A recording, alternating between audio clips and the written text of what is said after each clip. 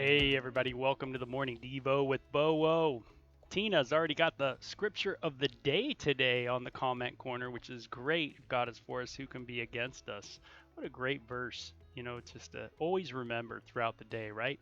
Hey, welcome to the Morning Devos with Bo. So glad I could be with you today and just get in the Word, get focused. It's the AM, it's a good time to get focused, right? As we get our day going.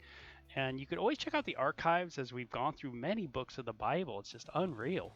And now we're in the book of First Samuel, and we're just going devotional style, kind of through the scriptures, reading it, kind of pulling out the things that we see. And we got to go, whoa, man, that's pretty cool. And that's what we're going to do today. But we're going to be in where? Ooh, First Samuel chapter 8.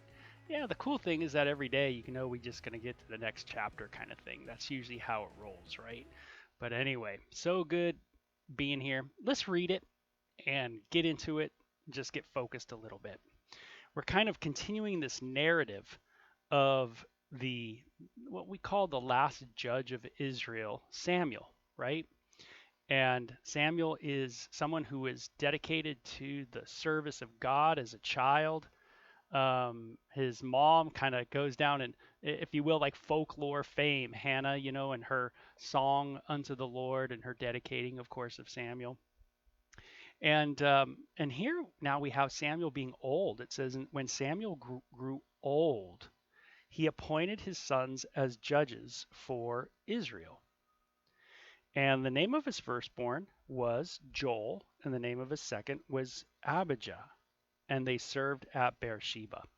So it's interesting, even though we think of Samuel as the kind of the last judge, here we see that Samuel appointed other judges, right? His sons, to be kind of following in his footsteps, and so I think that's how fathers are. Is like you want your kids to follow you, to follow in your steps, to do what you do and to value what you do so much. And it makes me think of my parents and what do I value about them?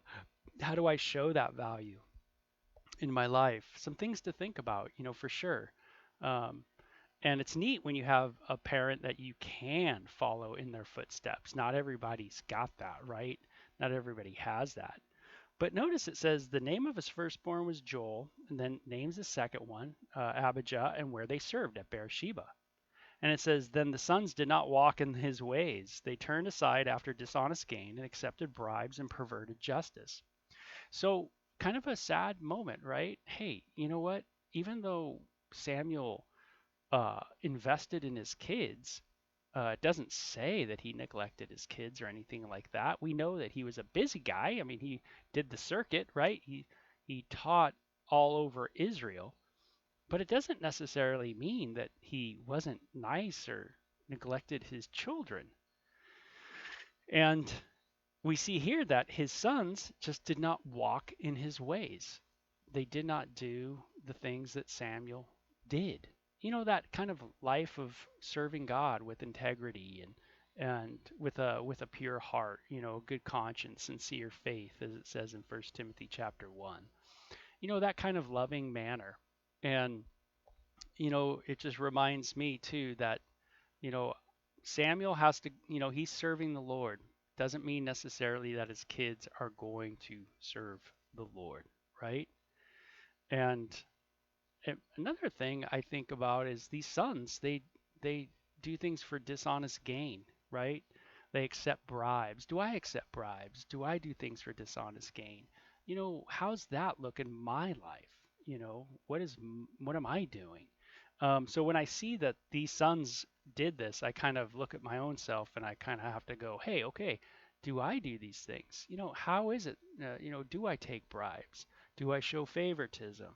Am I perverting justice? That's the idea of showing favoritism, right? You're perverting justice because there's some kind of kickback, right? That's how our world works, right? Exploitively, right? Takes advantage of people in vulnerable situations and makes money off people, right? In vulnerable situations.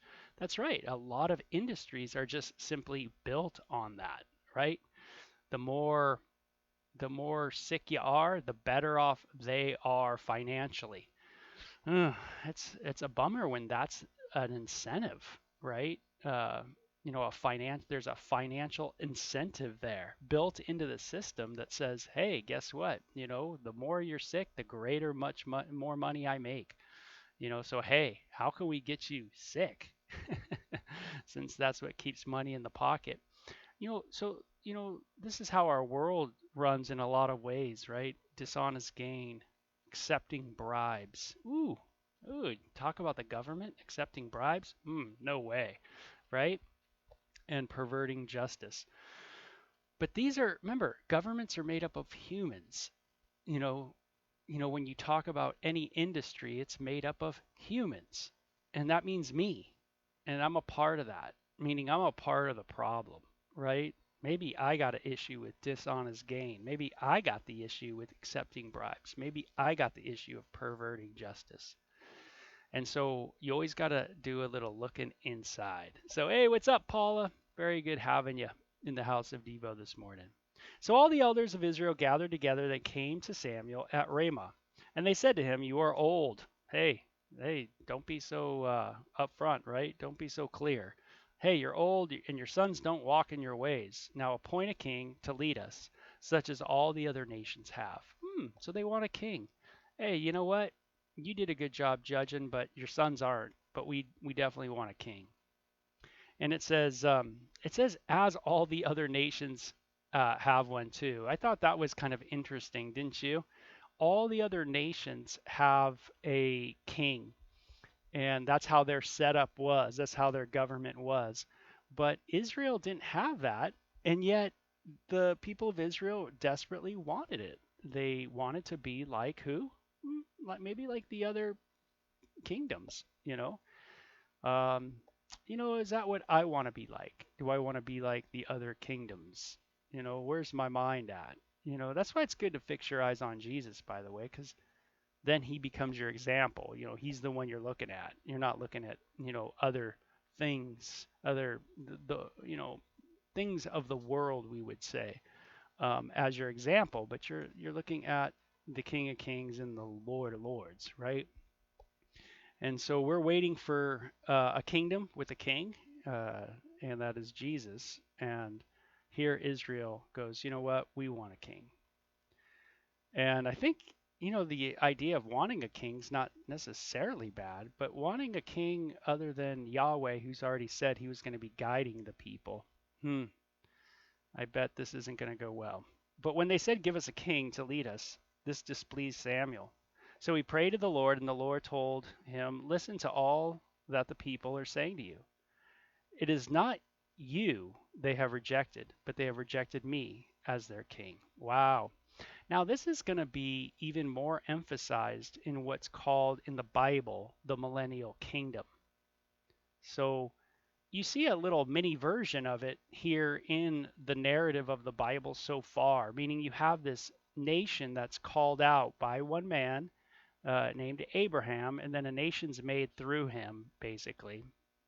So and then God is dwelling with them. He is close to them. He has a system in which to draw close, for them to draw close to him.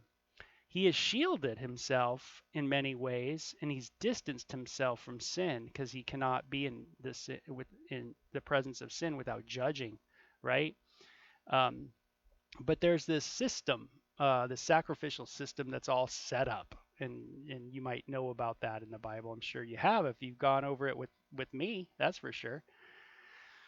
And and so here you have God with this nation, and yet it's not enough. And this is how it'll be later on in the future, the Bible says, in what's called the Millennial Kingdom, where Jesus will rule and reign literally physically with the people, but he still will be rejected. Wow. Man, what does it show? It shows the hardness of our hearts. We got some hard hearts, don't we? Yes. Humans, we definitely have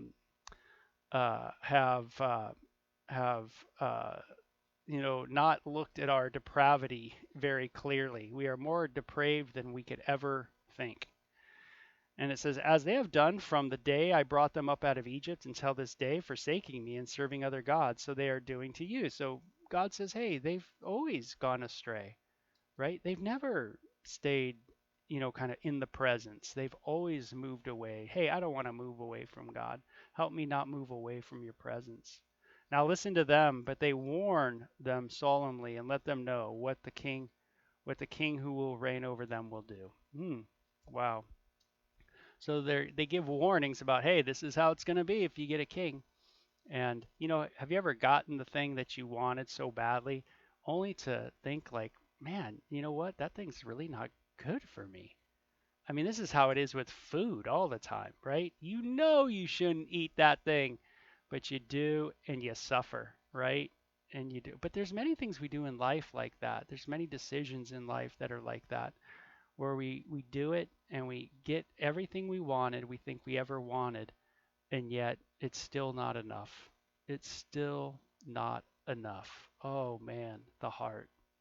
Samuel told all the words of the Lord to the people who were asking him for a king, and he said, this is what the king who will reign over you will do. He will take your sons and make them serve with his chariots and horses, and they will run in front of his chariots. Some he will assign to the commanders of thousands, of commanders of fifties, and others to plow the ground and reap its harvest, and still others to make weapons of war and equipment for his chariots. He will take your daughters to be perfumers and cooks and bakers. He will take the best of your fields and vineyards and olive groves and give them to his attendants. He will take a tenth of your grain and of your vintage and give it to his officials and attendants. Hey, man, all your wine gone, right? He's going to take everything. Your maidservants, your men servants, and the best of your cattle and donkeys he will take for his own use. He will take a tenth of your flocks and of yourselves, and you will become his slaves. When that day comes, you will cry out for relief from the king you have chosen, and the Lord will not answer you in that day. Ooh! But the people refused to listen, it says, to Samuel. Wow. So God says, yo, you want the king? This is how the kings roll. This is how it goes. They are kings. You are there to serve them. Your kids are there to serve them. Your car is there to serve them. Your every resource you have is going to be utilized by that government. And if that's the kind of government you want, then you can have it. And this is the government that they got. A government who they start serving themselves, right? That's what the government becomes. So you have to serve the government. You have to bow down to the government. Everything of yours is a resource for the government. Hmm. Very, very, very relevant to our day, right? Yeah, the government will just grow and grow and grow.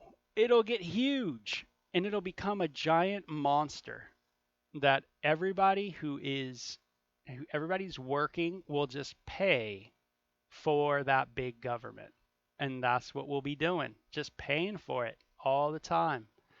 It'll get bigger and bigger and bigger. It will consume everything, right? Yeah, and that's how these things roll. And why? Because we're greedy people and we can't say no and we can't live in contentment. We don't know contentment very well at all. And so instead of just living day to day at peace with what we have in a contented way, instead we're always wanting to gain, always wanting more, always wanting more, more, more. And it's not more, more for the sake of give, give, but it's take, take.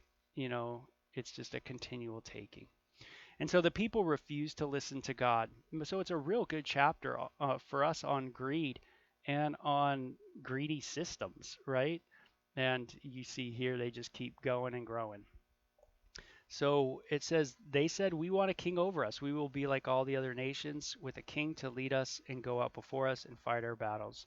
And when Samuel heard all the people said, he repeated, it repeated it before the Lord, and the Lord answered, listen to them and give them a king. Then Samuel said to the men of Israel, everyone go back to his town. Okay, go back. You guys, God's going to give you what you want. You'll be judged by that, but God will give you what you want. You want to go do that? Go do it, right? Ooh, man. Sometimes the scariest thing is for God to say to me, Yeah, go. Yeah, go. I'll give you that. You know, you can have that. Yep, go for it. You go. Man, it's just, oh man. Then all the consequences come in, right? Mm. Man, some good things to think about, for sure, in our time of devotion before God. God, help us not to be like this. Help us not to be greedy, right? Give us hearts of contentment in life. Let us learn to be content with what we have. Let us learn to give what we have as well. Help others that are in need, that could use the help. These kind of things, instead of just holding on, right? Just us growing, at the expense of others. Help us not be that way. Help us to listen to God and trust God's kingship over us, and not want to replace God with our own image, so to speak, right? So it's some things to think about. Um, are you trusting God today as your king? Are you trusting God as the one you're looking um, to be your provider, your helper in all things? Am I doing that? God shows us the destructive paths I see in this chapter too, and yet Israel still doesn't want to go God's way. Isn't that interesting? Even though God already has the plan laid out, already has the if you will, what's going to happen laid out, we still are so stubborn we'll go do it. Oh man, God help us, right? God be merciful to us. So, you know, Samuel at the very end of his life, man, some heartache, right? Rough kids weren't really following him. The people of Israel weren't following God. They rejected God and as their king, and it must have really discouraged Samuel at his elderly years. And sometimes in our elderly years, I imagine you can get very discouraged. And so we got to be able to fix our eyes on the one who'll never discourage us, right? Jesus. So, hey, what a cool one, huh? Paula, Tina, so glad you could join me this morning, and the others that will watch this later on. Thank you so much for enjoying the videos. So you guys have a great one. Have a great day. Bye bye.